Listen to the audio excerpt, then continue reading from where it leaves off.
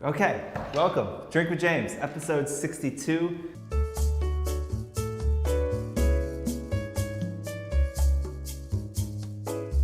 I have a question to start this off with, maybe more of a story. So everyone on the trip to Hawaii was annoyed with me because I was bound and determined to finish this book I was reading, which is Henry James's Portrait of a Lady, which was very good, but also very much 600 pages of like single-spaced 9 font on like broadsheet essentially. So the book took me forever to read. I was thinking about reading and writing and not arithmetic, which I hate, but back when I used to do more on the internet and write blog posts and do all these things, I felt like picking up a reading habit early and reading, I read or listen to 25 to 40 books a year probably, helped me so much to learn how to write, because I would just copy, like I would read a book and be like, oh, I really like the way that person writes, I'm going to try and copy that.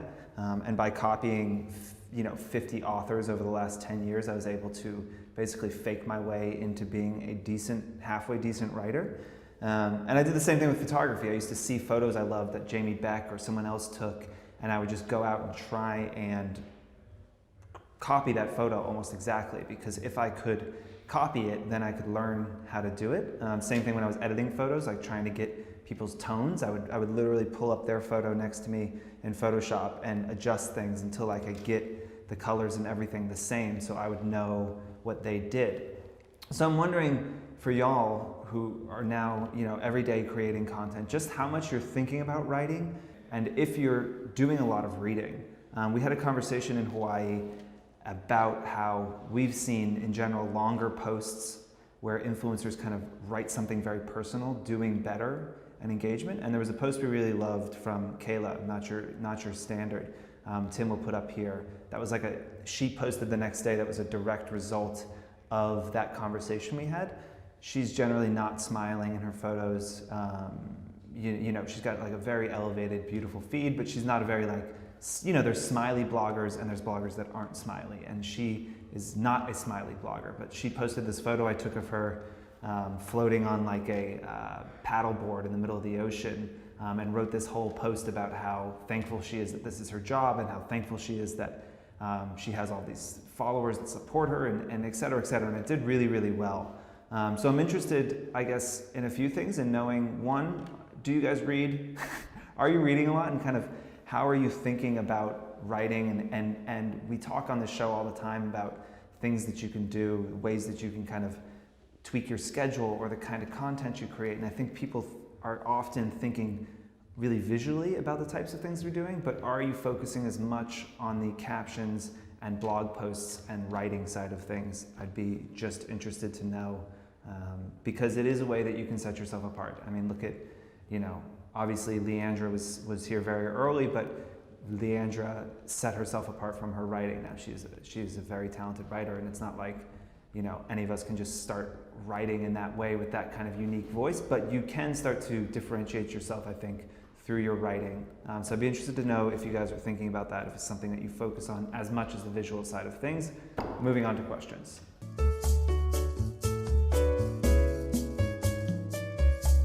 If you're pitching a brand, the question is essentially like, what kind of wording should I use and how should I position myself to this brand? I think the first thing is knowing what your value is, right? And knowing what that brand could want from you. So I think an effective pitch, as we've talked about before, there's a part of the process that is opportunity.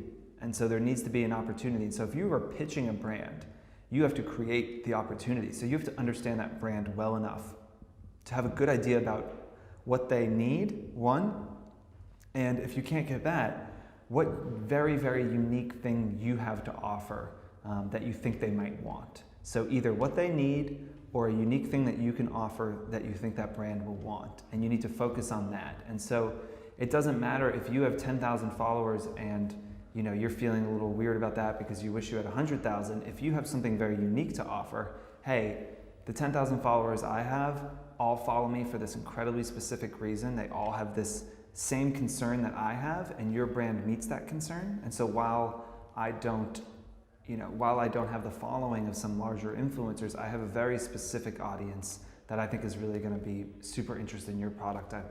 I've used it myself for years, et cetera, et cetera, et cetera. You have to kind of play on that. I talk about my mom all the time because she likes it, but also because I think she's interesting. But I'm not going to say how old she is because she'd kill me, but she's an older chic lady, and she loves free shit. Like, that's just her big life's passion, is getting things for free. And so she really has no following, but she sometimes emails brands and says, hey, I'm X amount of years old, and while I don't have a big following, a lot of the people that follow me are of similar age, and we're facing unique problems, and your product, I think, fixes those things or addresses them. And I can speak to, even though I don't have a big following, I'm speaking to either your target audience or an audience that you would have a really hard time reaching otherwise. So I do think you can just highlight the things that you bring to that brand and focus on that. And it's not that you have to ignore the other things, but you want to steer them away from the things that might make them not want to work with you. Like, oh, you don't have a big following. Whatever those issues are, focus on all the big positives, and don't try and play at someone else's game. Again, if you have 10,000 followers, going into a brand and being like, I have 10,000 followers, isn't really going to do anything for you. So you have to think about what value you can provide that brand and focus on that.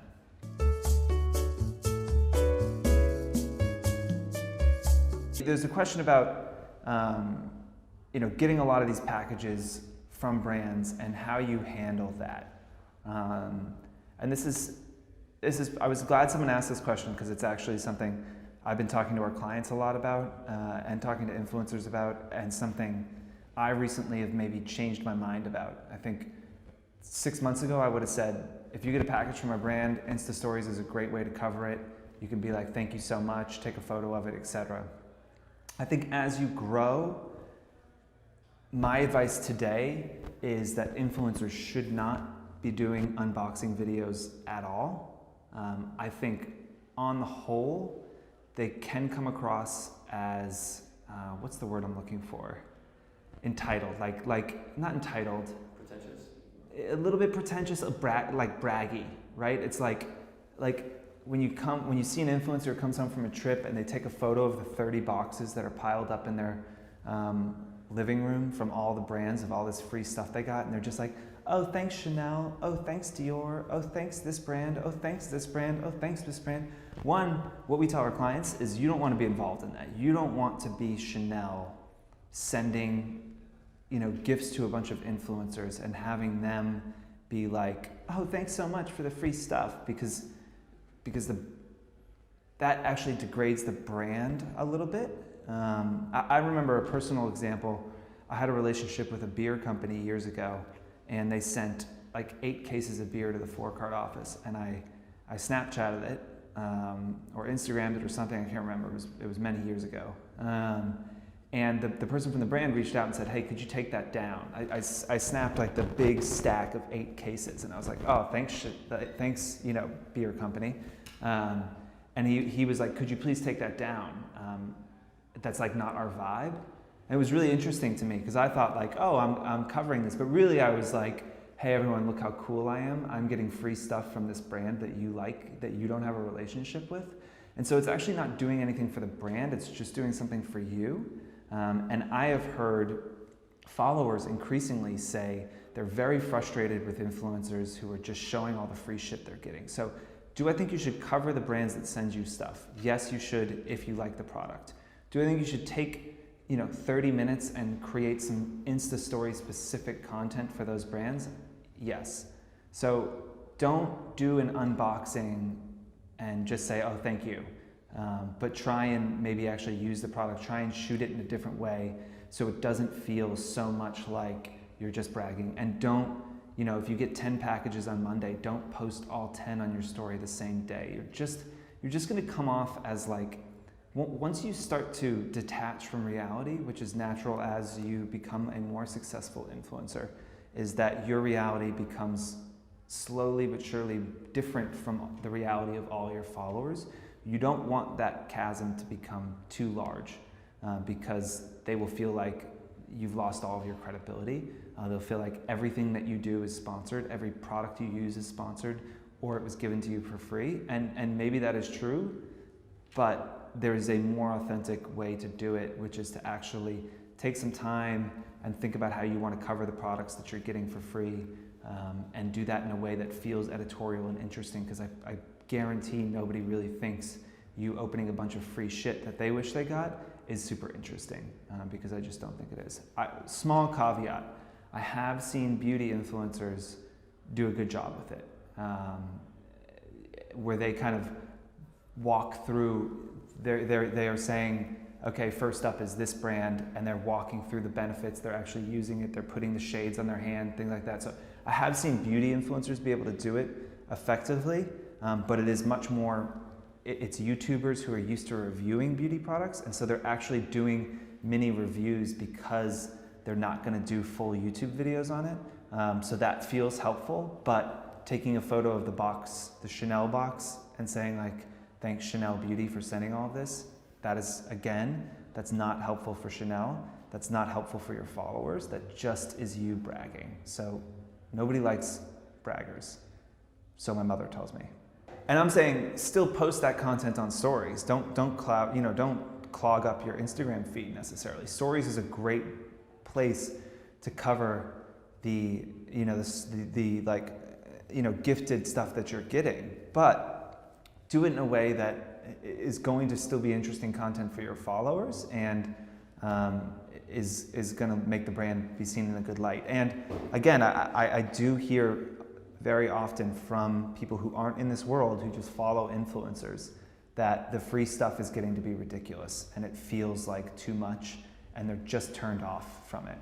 So you can avoid moving into that space.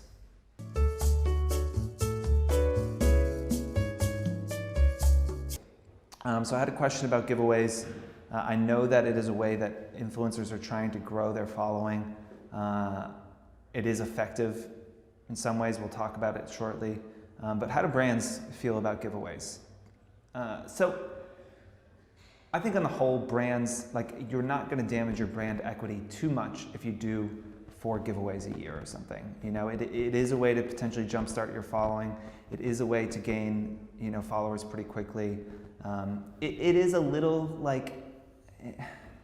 it's a little eye-rolly, I think, honestly. And we talked about this before at some point, but I think the problem is that it did work so well in the beginning. I think a few influencers started doing it around Christmas of last year, and they were giving away basically just anything Gucci. I feel like it was either a Gucci bag, or it was a Gucci t-shirt, or it was a Gucci belt, or it was the Gucci loafers, but it was Gucci everything. And it worked really well, and people got a lot of followers. But I think what's happening now, and I hear this from influencers as well, is they're getting a huge burst of followers early on, 5,000, 10,000 in a day, and then they're losing them instantly after the giveaway is done. So I don't really think at this point it's doing you much good as an influencer to do those giveaways.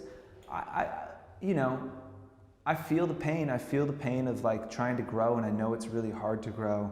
I was just in Hawaii with these amazing influencers, and I'm still decently handy behind a camera, and I took some photos, and they tagged me in those photos and said I took them, and I didn't get, I got 5 followers maybe.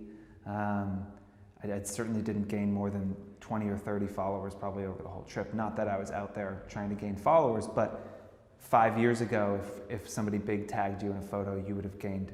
Again, I remember I took Tula Vintage's photos maybe 4 or 5 years ago. I took photos of her, and she just tagged me, photo credited me, and I got 3,000 followers in a day. That just wouldn't happen anymore. She had 200,000 followers at the time or something. That is just would never happen now. So the world is a different place. Giveaways worked. I don't really think they work anymore as far as long term goes. So I would encourage influencers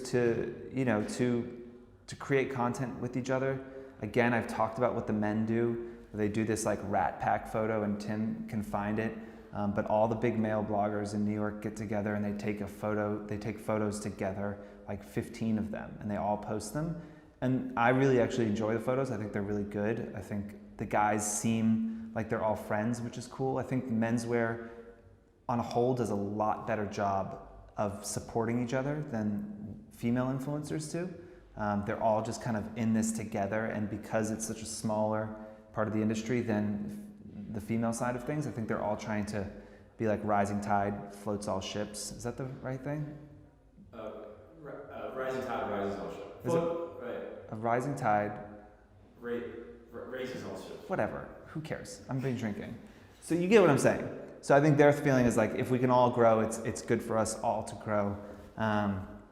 But they're doing less giveaways and they're doing more like creative projects together. And so a lot of you also say you're feeling burnt out. And so like, why not step back and try and do something interesting with some, some other influencers who are about the same size as you, who you feel like don't share a similar audience to you. Do something more interesting than just giving away product. Get them, create content together and both post it and make it good enough where their followers feel compelled to go to your feed, and then hopefully your feed is really interesting as well and they follow you. That's a follower you want. You don't want to essentially trick somebody into following you because they think they're going to win a Gucci bag. That's not really helpful. Even if they forget to hit unfollow, they're not going to be engaged. They're not going to remember why the hell they followed you. So just try and be better and be supportive of the people in this industry. Everyone's in this together. Everybody is struggling to grow. People at 300, 400, 500,000 followers, I talk to them all the time. Everyone is struggling to grow. And so all y'all could help each other, work together and try and build a following that way. Don't just give away free Gucci shit. It's not going to work. But if you do, I don't think it's going to hurt the brand. Like it's not going to hurt your brand that much. I don't think brands will shy away from working with you. Do one giveaway a month. I would, if it's me, I wouldn't work with you if you were doing a giveaway a month. It would just feel desperate. And there's nothing like the reek of desperation to make people not want to be around you. In life in general and in business, you can't seem desperate. Too many giveaways, reeks of desperation. And that's it. Next week, we've got a guest. The week after that, we've got a guest. The week after that, we all might be dead. So who the fuck knows? Enjoy it while it lasts. Cheers.